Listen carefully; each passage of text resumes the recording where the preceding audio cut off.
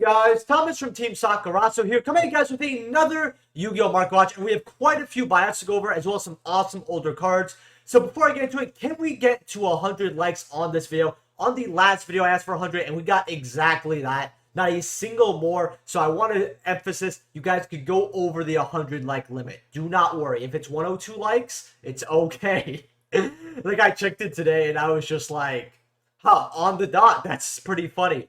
Subscribe if you have not already. If you're buying any cards off TCG Player, please use my affiliate down in the description below. Help us out the channel to no additional cost to you. And let me know what I'm going over in the next Market Watch in the comment section below, as well as I have a P.O. box if you want to send me some stuff. I have not checked it yet, but I will be checking it quite soon. It might be a video, it might not be, so we'll see. And we're going to get right to it. So Drytron Nova has gone bought out. $26, $27, going up to about $29.30 here. In fact, if we go above 1,000 sales, we got one, we got two, you know, the card's still bought out as of right now, going up to $48, which is, in my opinion, pretty ridiculous. This is the price it was. This card was roughly $25 to $30 a little bit after release. I don't think it's ever been above a $35 card. Now, the reason why I think this has gone up, because it's definitely not gotten any tops recently, and that there's been no support announced that I am aware of, is since we got the Fanfare reprinted, people want to play Drytron, but that still doesn't make sense to me, because the whole core was like less than $60, including your betas. That was like the most expensive card. I think you only needed two anyway. I think they were like $10. Novas were like 7, 8. And I wouldn't mind if Nova went up to a $15 card, but the big issue with Genesis Impact right now is that the set still struggles because it has no reprints. And this set is always really popular. Like, Genesis Impact is one of the most underrated deck building sets, in my opinion. I mean, you still can get boxes for $52 here, and you have a lot of CRs that are going to be well worth your money here. You know, we got her at 55, 60, right over here for a little line. That's like the lowest she usually is, right? You know, you got Ultra Evil Twin for about 31, 32 here. You got, obviously, the Drytron. So you have two Ultras that are $32 plus. Then you got some other cool stuff. You know, you got the Zoro at $2. Evil Twin Kiss the Kill at about 8. You got, obviously, the, you know, Evil Twin. You got the Artemis right here. You got quite a few cards here. And, of course, you have to go over Meanest Drytron here. Cards usually $4 to $6. Right now, it's about $8, $9. I mean, it's heading a little bit up there, but I guess people want to play Drytron, or people just know something I don't know. I'm not really too sure, but if you have Drytron sitting around, you could sell. I think it's the only time I think you're going to be able to sell your Novas for anything close to their capping point. So if you're not playing the deck, just get rid of it. Egyptian God Slime, I had to go over this atrocity back again here.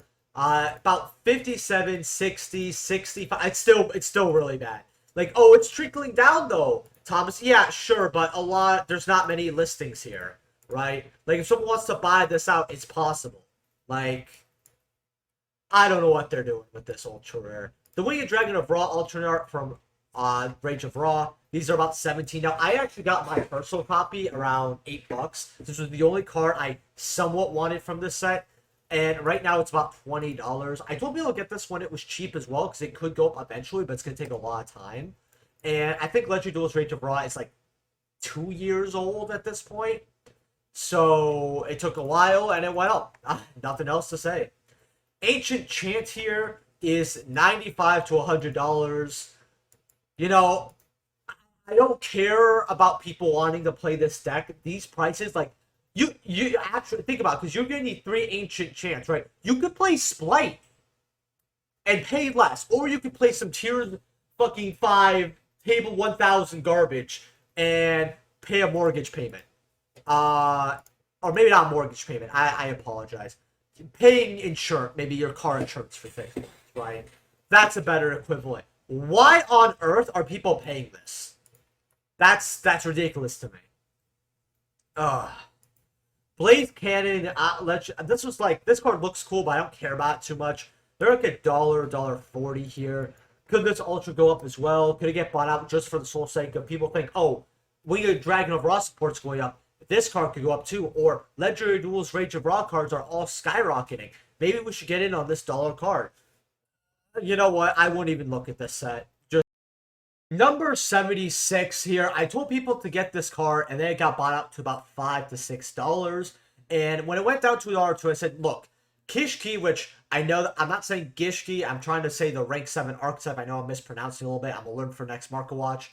They're gonna most likely use this card. Get it at $1 2, you got another chance. Well, so a bigger YouTuber mentioned it in one of his market watches, or one of his top 10 cards to get from there. And right now they're about $8, $9, going up to $10. So this is even worse than its original buyout, because when a card continuously gets bought out, they're not always, it's not going to go back to its original price point if it keeps getting bought out. It's eventually going to, the buyout is going to get worse because there's just less copies available, because people are either buying them, holding them, cards get damaged, like lost in mail. You get the point here. So when the market restocks them, there's just less of this card available. But if it keeps getting bought out, it's eventually going to keep going higher and higher, and the buyout is going to be crazier and crazier. So yeah, $10 here. I love this card because of its keyboard sword, honestly. Artwork's very cool. I don't really care much about the card past that, unless I plan on playing this deck, which I'm not too sure right now. Triple Tactics talent here from Rise of the Duelist here. Secret rares are about $62, $63. Now this card's calmed down. It was going to hit roughly $80 here, but looks like people kind of restacked these secret rares. I still think this card could go to $100. I told people get this at 40, 45, 50. If you got it then, well, you're still winning, right? It's not like it takes couple play sets here, for a few players, and then it goes up to about $73. There's not that many out here, because this is a card that people are going to want 3 of. Most people aren't going to buy 1 or 2 unless they're trying to finish their play set. Say they traded for a secret 2, like, oh, I'll just order the other 1 or 2 online, right? Most people are buying, let's see, 3 copies. Actually, it's a little more closer to 50-50. In fact, you could probably argue a lot of people are ordering 1 copy at a time, which maybe some sellers don't have, all 3 copies, right? So that would kind of explain it right over here. But a lot of people are going to want 3 secrets. They're not going to want like 2 ultra and 1 secret. Now, ultras, $30. I mean, it's not calmed down. That's this price point for Triple Tactics. I mean, the card is good. People understand that, hey, the cards are going to activate in the main phase, right? I'm going to be able to get a +2, or I'm going to be able to, it's going to help me break the board, or make sure that my opponent cannot come back. $30 for ultras. I told people again when they were cheaper, if you got them at 14, 15, well, you won. I told people it's much better to get secrets, but if you had to get ultras, it is what it is. Well, I don't see ultras going to 40 until secrets hit 75. I'll tell you that. PG Blade Blaster Ultimate. Now, I went over this card back when I was going through some older school cards, and there was a lot of cheaper first eds at 5s until it went up. And someone wanted me to go over this card, and I'm not dumb. I wasn't born yesterday. The card's going to be more than the $5, $10. In fact, I think I went over it when it went up. Lightning plates for 6s. Okay, but near mints are $13. Okay, well, if you want some lightly plates for $6, it's not a bad card to have. It's the first set lightly played for $6. DD Assailant. I mentioned this card in my 5 cards out of your trade binder, and I want to check up on it. And as you guys kind of see here, there's been a pretty big spike in this card. The card's been selling quite a bit here. Not just like light plays and near mints, but we see like 2 heavy plays, some mods. Over here, like the month of September has been quite big for this card. So lightly plates and near mints, you got $5 for your lightly plates here. 5. But once a few copies go, it's $7. Near mints right here for about 8, but that's 128 sales. We take the near mint away in general. Got 18 listings, about $8 to $10. I told people to get this card a lot, going up to 14. If you don't have your copy, well, you're going to be paying more than you should have for this card. But at least you're getting this card because the card could go even higher. Kurakara Definication. I still want to Starlight this card. It looks so gorgeous. 172, not bad for Starlight. It's definitely stabilized. Now, secret rares are very odd to me because the card is about, you got some cheaper copies here for a little under $10, but it's a $10 card still. goes up to about 11. The card is not seeing much play. I've seen people play testing it a bit, all that, but people aren't topping with this card. And the card is still holding a very good price point. People know how strong this card is, but it doesn't have representation. That's what's holding this card back. I feel like if this card could start seeing more top 32, it's in a few more top 32 deck lists, I see this card going up. But the card is specific. It's great, but it's specific. And there's a lot of cards like that they have the same problems. Endless Engine, Argo System, Dimension Force. You send Ethereum from your deck to your graveyard. And then if this card is in your graveyard, which is going to be you turn Ethereum card in your graveyard. If both are still in your graveyard, add either that card or this card to your hand. And if you do, place the other on the bottom of the deck. So you basically, what this card does is it can be ashed first, and then after that, it can be, ghost spelled.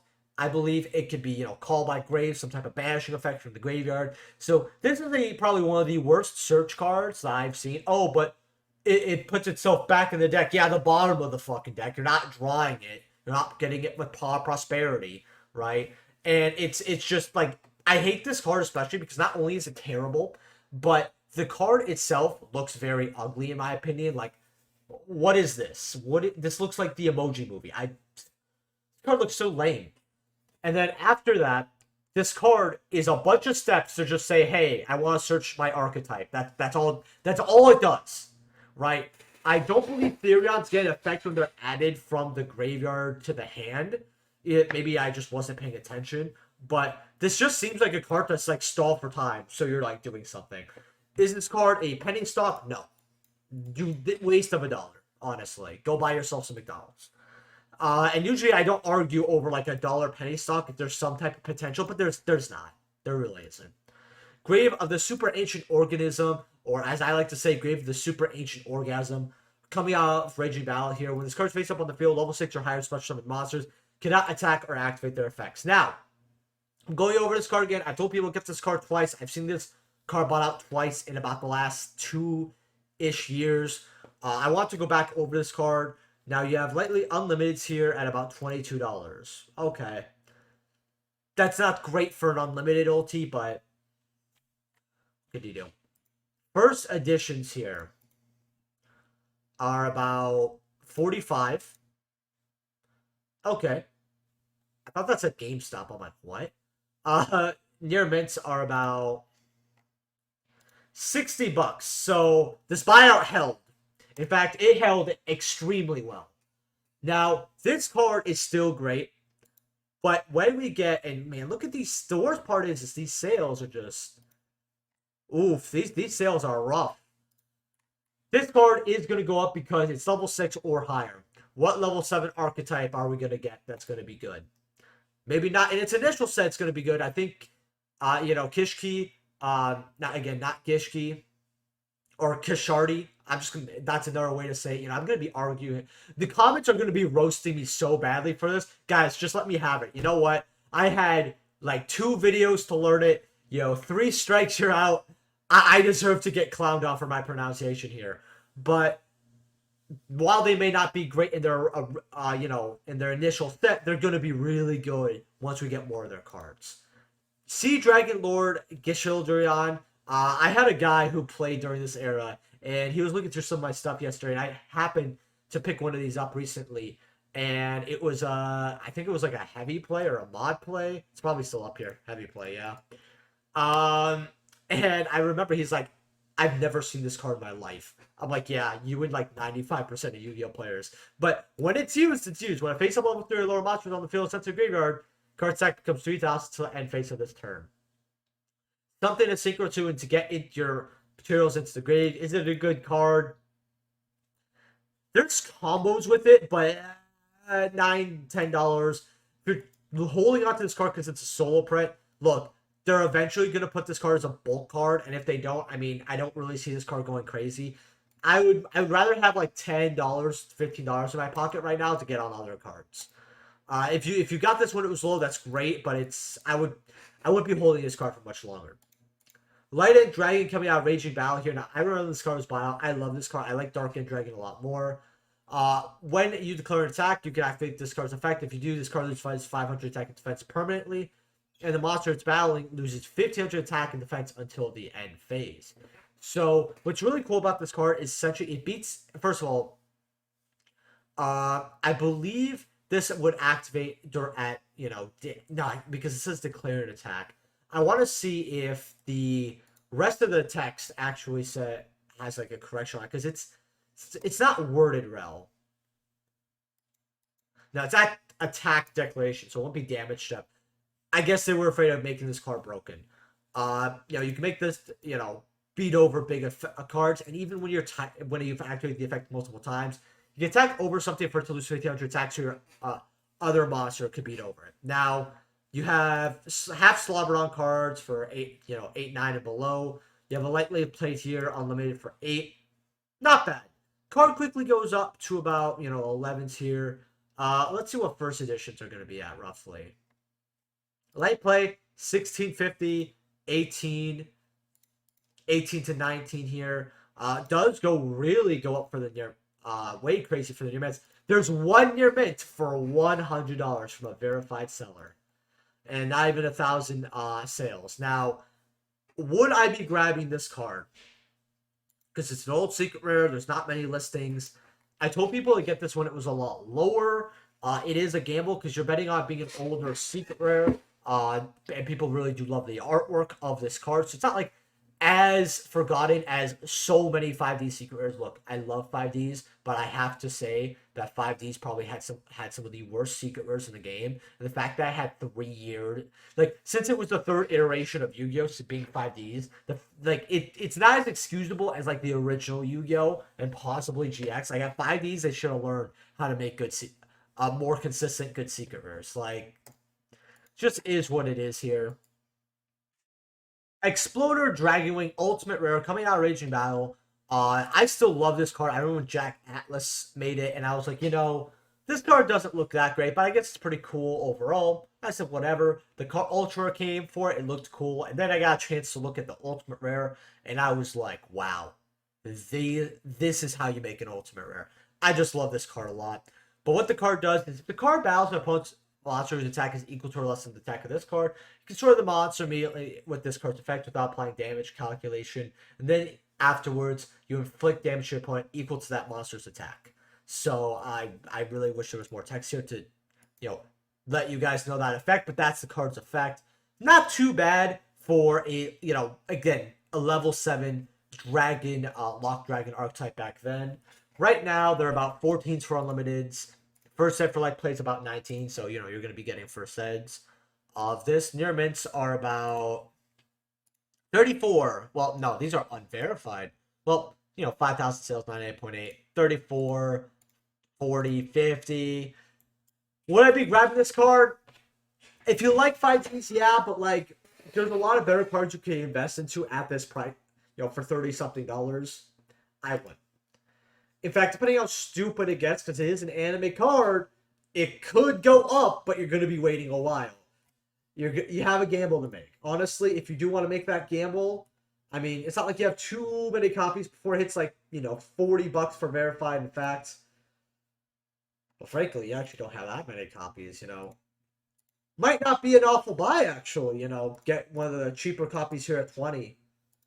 Power Tool Dragon Ultra Rare here. I remember when this card became relevant for Infernal Nobles, and I never actually played against the deck, which is really funny. First editions here. Mob plays are about $8. Okay. Light for 11 here. In fact, it's not just a cheap copy, because I remember these always being closer to 20. You got some quick sales here before they hit 20, and then you're mint for 20. Lightly played for 11.10. It's not too bad. Ultimate rares. Here, you got unlimited mods for 30, so half Slobberon for only $30. Woohoo. 43. Near mints are about... First set half Slobberon's are about 60. How much is near mint? Come on here. $70. Okay, that's what I want to see. First set light plays about 80. First set near mint is $170. No, thank you. I would rather just grab first set. I'd rather have 3 first set lightly playeds for 40s each and pocket some money, then get one near mint. You know, Ghost Rares here though. People love their Ghost Rares. I only care about first edition. They're literally the exact same. In fact, since the last time I've looked over this, we've had near mint sell at 300. We've had an LP here. We've had more near mint sell than LPs. That's kind of shocking, actually. Forbidden Chalice here, ultra rare. Card has been on a pretty big decline lately, so I want to take a look at this. You have we have unlimited mods at 8, not even first. I want to look at what first is. First said mod play doubles your price point. Lightly played at $18. You know what? It used to be a lot worse for first said lightly played. Near mints at 26, going up to 40. Lightly played were like 35s, 40s. Near mints used to be about 40 to 50, $55 here. You know what? This card is still pretty good if you want your OG Forbidden Chalices. I did think another chance would have came for you. Is it great? No, but it is tolerable and it's a lot better than what it was. If you know people who have this card, maybe you can squeeze a deal. Might not be a bad idea. Now, ultimate rares. I mean, I didn't expect this card to drop. It's the last card of the day, Thomas. You're going to get through it. Italian, which I would actually run Italian of this card. 150, not bad. 185, all right. Near mints. 240, you know what? Yeah. Yeah, first and near mint Italians, though.